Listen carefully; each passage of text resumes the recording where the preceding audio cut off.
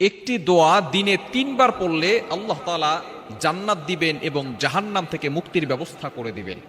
আমরা সকলেই কিন্তু জান্নাতে যেতে চাই এবং জাহান্নাম থেকে মুক্তি পেতে চাই। আমরা জান্নাতে যেতে চাই, তবে জান্নাতে যাওয়ার কাজ করতে চাই না।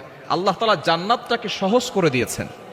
আমরা দেখেন, যারা আমরা নামাজ পড়েছি, ফজরের নামাজ যারা জামাতে পড়তে গিয়েছি, নামাজ পড়তে যাওয়ার পরে মসজিদের ইমাম সাহেব অথবা সভাপতি সাহেবকে আমাদের কাছ থেকে কোনো জরিমানা নিয়েছেন? ১০০ টাকা লেগেছে নাকি ৫০ টাকা লেগেছে? পৃথিবীর যে কোনো মসজিদে যাবে, নামাজ পড়তে কি টাকা লাগবে?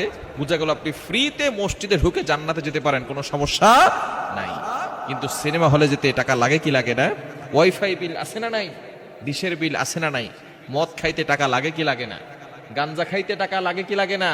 মুসলমান ফ্রিতে মসজিদে ঢুকে জান্নাতে যেতে চায় না, তবে টাকা দিয়ে জাহান্নামে যেতে চায়।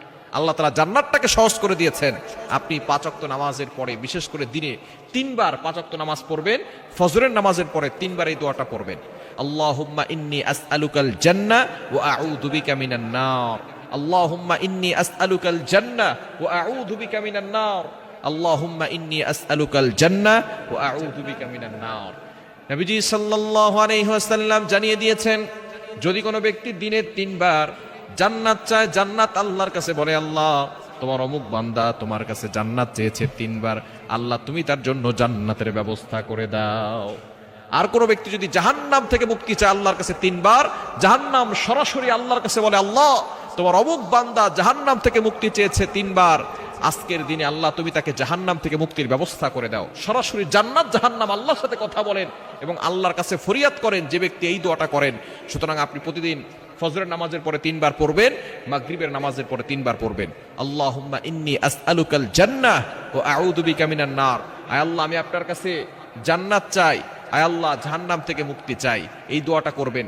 যদি দোয়াটা পড়তে না পারেন, বাংলায় করতে পারেন, আল্লাহ আমি জান্নাত চাই, এটা ৩ বার বলবেন, এবং জাহান্নাম থেকে মুক্তি চাই ৩ বার বলবেন। তবে আরবি দোয়াটা শিখে নেওয়া ভালো।